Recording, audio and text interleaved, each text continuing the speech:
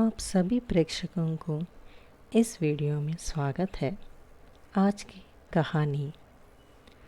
Ramesh railway station पर guard की नौकरी करता था। उसकी शिफ्ट हाल ही में रात की हो गई और उसका ट्रांसफ़र एक ऐसे रेलवे स्टेशन पर कर दिया गया था जो काफ़ी सुनसान और वीराना था। वहाँ से ज़्यादा गाड़ियाँ नहीं गुज़रती थी और प्लेटफॉर्म भी अक्सर सुनसान ही रहता था। उस स्टेशन पर ज़्यादा पैसेंजर्स भी वेट नहीं करते थे। शहर की आबादी भी कम थी। रमेश उस बात से काफ़ी नाराज़ था कि उसका ट्रांसफ़र ऐसी वीरान जगह पर कर दिया गया कि एक रात रमेश खुद से ही बड़बड़ाने हुआ चल रहा था। क्या मुसीबत है, अच्छे खासे घर के पास नौकरी चल रही थी, बेकार ही सुनसान जगह पर ट्रांसफ़र हो गया। 1 महीना देखता हूँ, फिर बात ट्रांसफ़र करा लूँगा। उसका यहाँ नौकरी करने का बिल्कुल भी मन नहीं था। हाथ में लैंटर्न लिए और दूसरे हाथ में डंडा पकड़ हुए वहाँ प्लेटफॉर्म के चक्कर लगा रहा था। बीच बीच में सीटी बजा देता। एक रात बीत गई। उस रात गार्ड फ़ोन पर उसके अलावा और कोई नहीं था। रात के 2 बजे रमेश ने देखा कि एक आदमी बेंच पर बैठा हुआ था। ठंड का मौसम था और वह आदमी ठंड से काँप रहा था। रमेश उसके सामने जाकर खड़ा हो गया और उससे पूछा कि कौन है भाई। उसने देखा कि आदमी को ठंड लग रही है। वह आदमी कुछ बोल नहीं पा रहा था। उस आदमी ने कुछ नहीं कहा। अरे कुछ तो बताओ, कौन है आप? आदमी बस ठंड से काँप रहा था। उसने उसे अपने बैग से एक शाल निकाल कर दे दिया। आदमी जैसे ही रमेश की तरफ बढ़ा, रमेश डर गया। उस आदमी का चेहरा ही गायब था। रमेश वहाँ से भागकर वेटिंग रूम में आ गया। उसने जो देखा था उसे अपनी आँखों पर यकीन नहीं हुआ।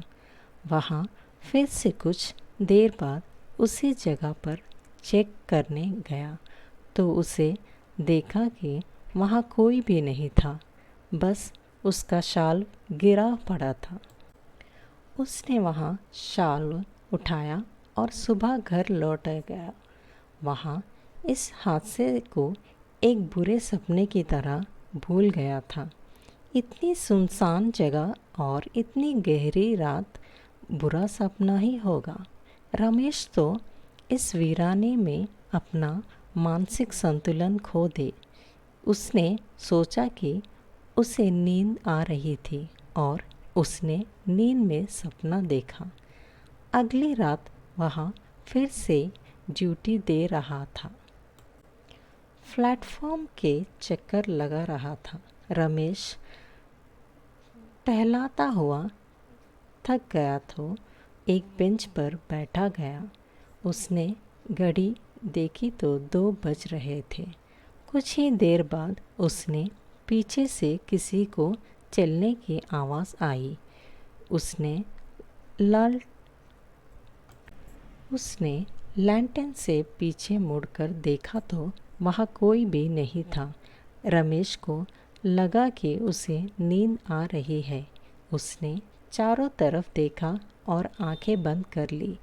फिर वही कुछ देर बैठ के उसकी आंख लगने लगी। तभी एक हाथ उसके कंधे पर आया और उसे जगाने लगा। पहले तो उसने ध्यान नहीं दिया, लेकिन फिर से ऐसा हुआ तो वह चौंक कर उठ गया। उसने चारों तरफ देखा तो वहाँ कोई भी नहीं था। रमेश को लगा कि उसने फिर से कोई सपना देखा, ऐसा बुरा सपना देखा।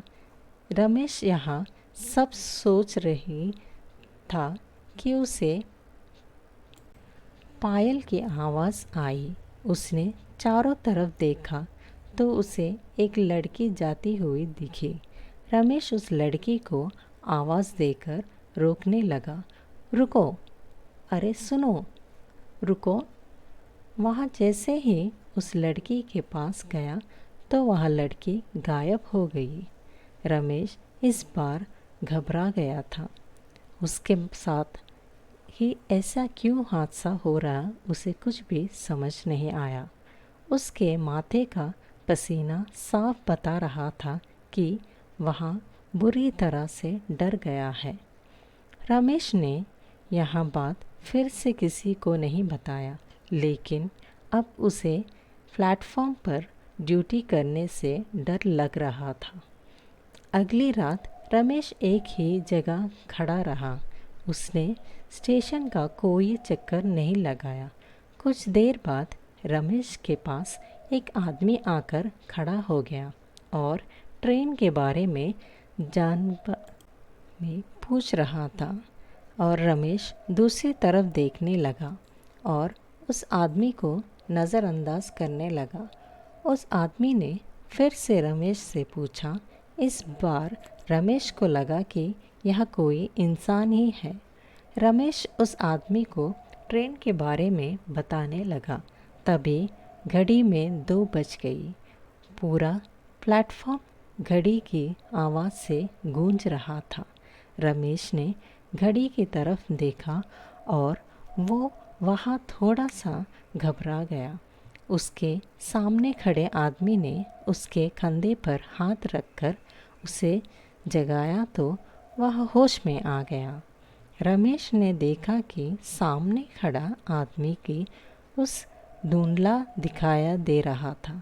उसने अपनी आंखें मली, उसे फिर भी वह आदमी धुंधला ही दिखाई दे रहा था। रमेश ने उस आदमी को बुलाने की कोशिश की तो वह भागने लगा।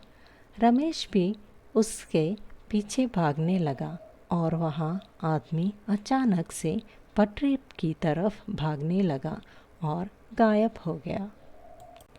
रमेश अपना बैलेंस नहीं बना पाया और पृथ्वी पर गिर गया।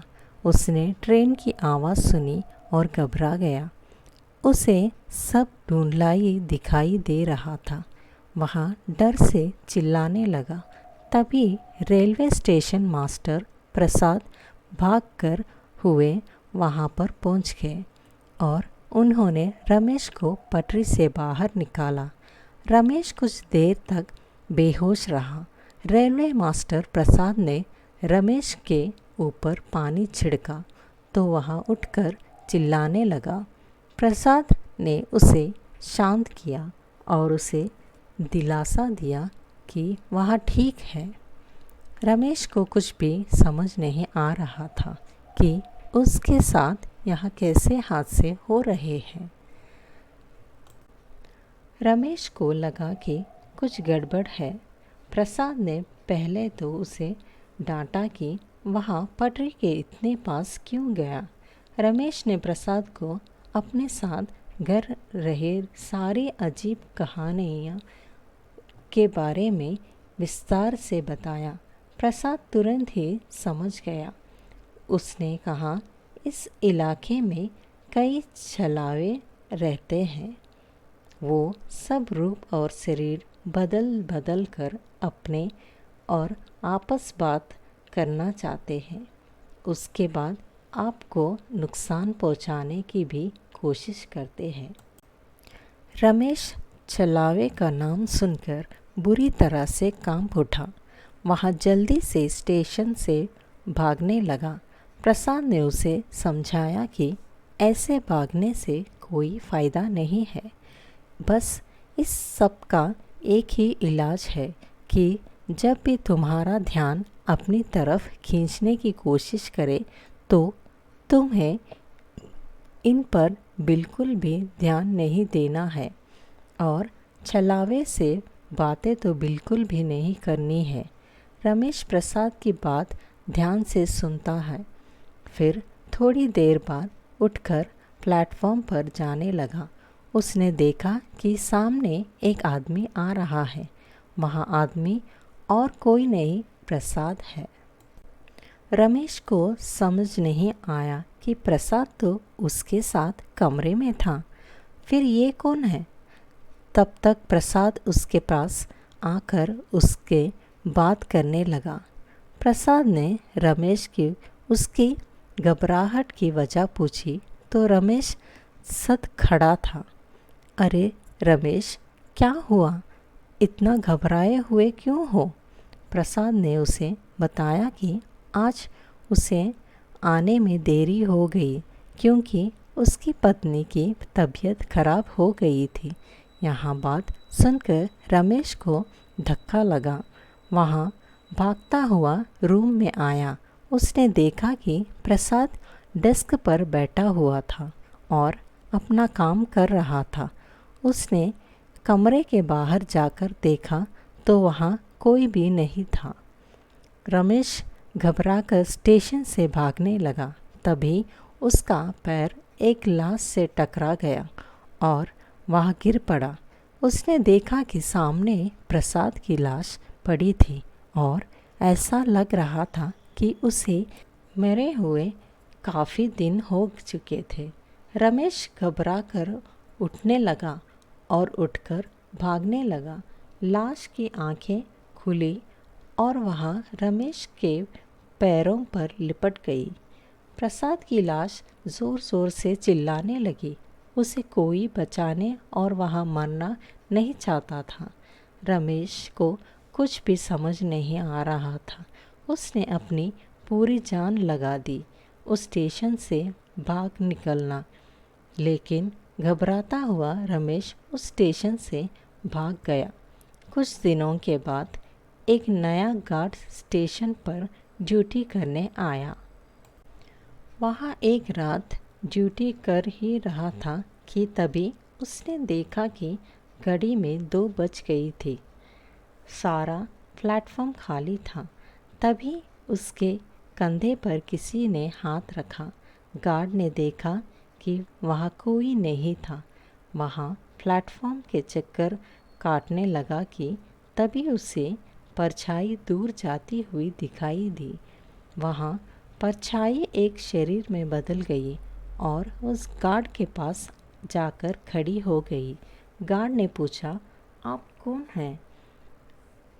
वो परछाई एक शरीर में बदलकर मुड़कर देखा तो वो कोई और नहीं बल्कि रमेश था।